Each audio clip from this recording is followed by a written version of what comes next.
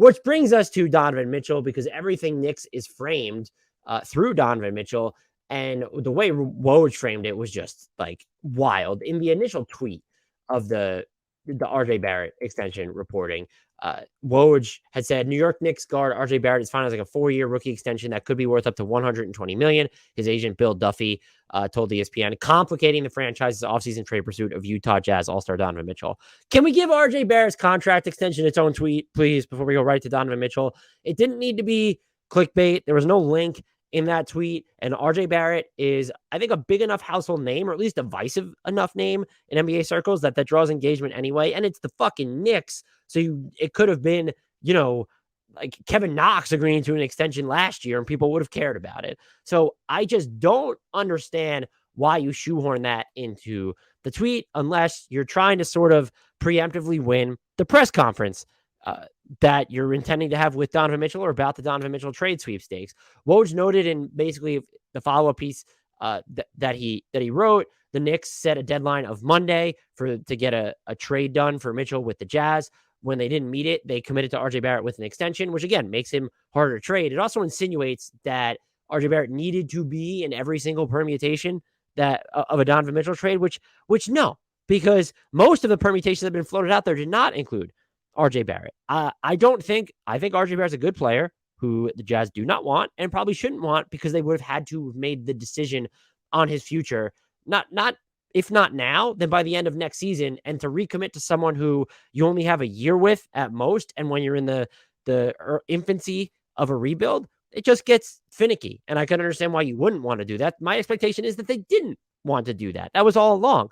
And I argued on this podcast, it's a difficult conversation to have, but if you were the Knicks and you had the option of giving up RJ Barrett or holding on to 2 or 3 additional first-round picks, it would have made more sense to hold on to those picks, since they would, in theory, probably be more value in future trades if you want to acquire another starter pair with Mitchell. This feels like, the framing feels like the Knicks are really going out of their way now to make it seem like they're going to swindle the Jazz if and when a deal happens, because they were able to keep RJ Barrett. And that's just not, like, I don't want to say nothing could be further from the truth, but they're not going to swindle the Jazz. Teams that are trading superstars are seldom ever swindled, especially ones that are making the decision on their own accord, like the Jazz so far are. And when that player has all this time left on his contract, like Donovan Mitchell does. And so you're not swindling anybody. And you don't need to make it seem like the Jazz had all this interest in Barrett or weren't willing to do a deal without Barrett, yet eventually you figure out a way to get it done anyway. You're not winning that press conference, because it's like, that's not an actual, like, this is not an actual war to be won. Everyone can tell that Barrett doesn't make a ton of sense for Utah.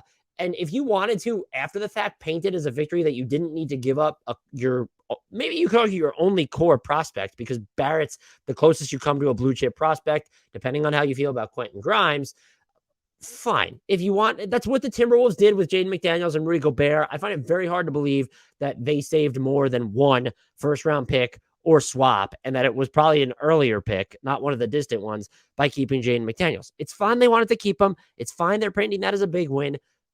To each their own. But to now portray the RJ Barrett extension as you having a backbone in Mitchell talks, and that you're going to come out of this huge win because one of the players the Jazz desperately coveted. Because if you're going to come out and say that there are significant complications, that there are significant hurdles now to clear in the parameters of a deal, because RJ Barrett, let's just say, can't be traded. He can, but it's too hard to trade him. Then the implication is that the Jazz really wanted RJ Barrett and he was some breaking point. That's not the case.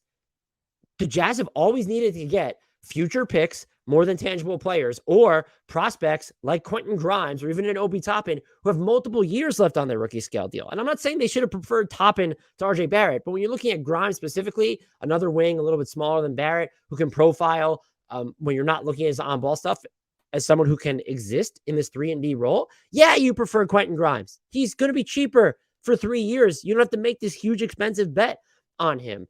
And so I don't know what the Knicks think they're, and I understand what's happening here, but it's just so dumb, because there's no more. This does not complicate the pursuit of Donovan Mitchell at all, because yes, RJ Barrett's technically off the table. I have to imagine that the Jazz probably have a list of priorities of who and what they want from the Knicks, and I would be floored. I would be flabbergasted if RJ Barrett was higher than 5th on that list. You have a 25 pick, a 27 pick, and a 29 pick, Quentin Grimes, and then maybe Barrett comes after that. But you also might have just had other year picks in there because, like, let's not forget, while you can't trade him in back-to-back years, you could still finagle deals where the Knicks are trading a 26 pick, a 2028 pick. So he could be, look, theoretically as low as, like, what? Let's just say, not that they could get all of them, but that they ranked in order of preference what they want from the Knicks. I would hazard that the 2025, 2026, 2027, 2028, and 2029 first all appear ahead of RJ Barrett. And I would think that Quentin Grimes does as well. That's 6. Let's just call it 5 because maybe they're looking at it as, oh, well, 25 is not that far away.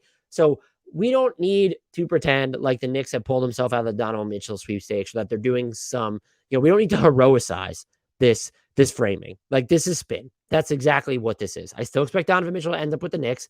Maybe this makes it slightly more likely that he's with the Jazz until the regular season starts because the Knicks are actually pulling back. Perhaps they're higher on this core than expected, and they want to evaluate where they are before doing something during the regular season. Perhaps they start 4-7 and then meet Utah's asking price.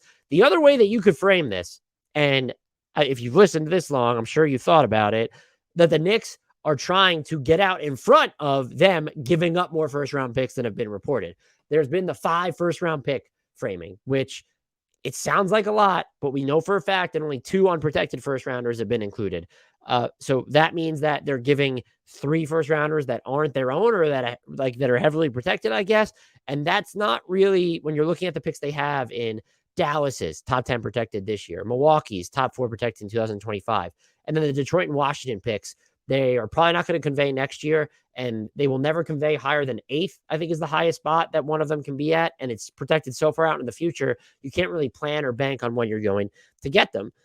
Those are not, like, they're useful. Don't get me wrong. When you pile first-round picks together, it's useful. That 5 first-round pick headline, that's going to draw attention, but it's not like the moon and back when you're looking at the offer. But perhaps the Knicks, understanding this, know that they're going to get to a point where we're talking about 7 or 8 first-round picks are going out, and that 3 to 4 of them are their own, and that 3 to 4 of them are unprotected. But it's okay because we got to keep RJ Barrett. We were able to convince the Jazz to let us have him. I don't know what the ultimate package is going to be for Donovan Mitchell. Maybe he doesn't even go to the Knicks at this point. That's when I might start to buy into this, that the Knicks pulled back. Because if Donovan Mitchell is indeed sent elsewhere, until then, this extension changes nothing for me. The Knicks are still the favorites because they still have the best package, even without RJ Barrett included, if they go to the max or close to it when looking at their best assets. But it's also just an issue of, okay, was he ever part of the best package to begin with? The fact, it's not, the Knicks can still build the best package without RJ Barrett. It's, was RJ Barrett ever included in the package that the Jazz wanted the most?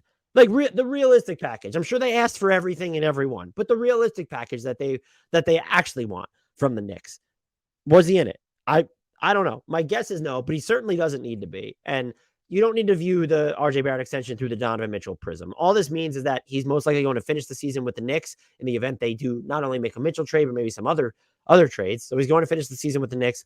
Nothing's guaranteed beyond that. You don't need to buy the spin here. This is just, I think it takes away from the decision the Knicks made. If you're trying to look at this as, oh, we were so willing to give him up, but this didn't meet our deadline, so we were just going to sign him anyway. What?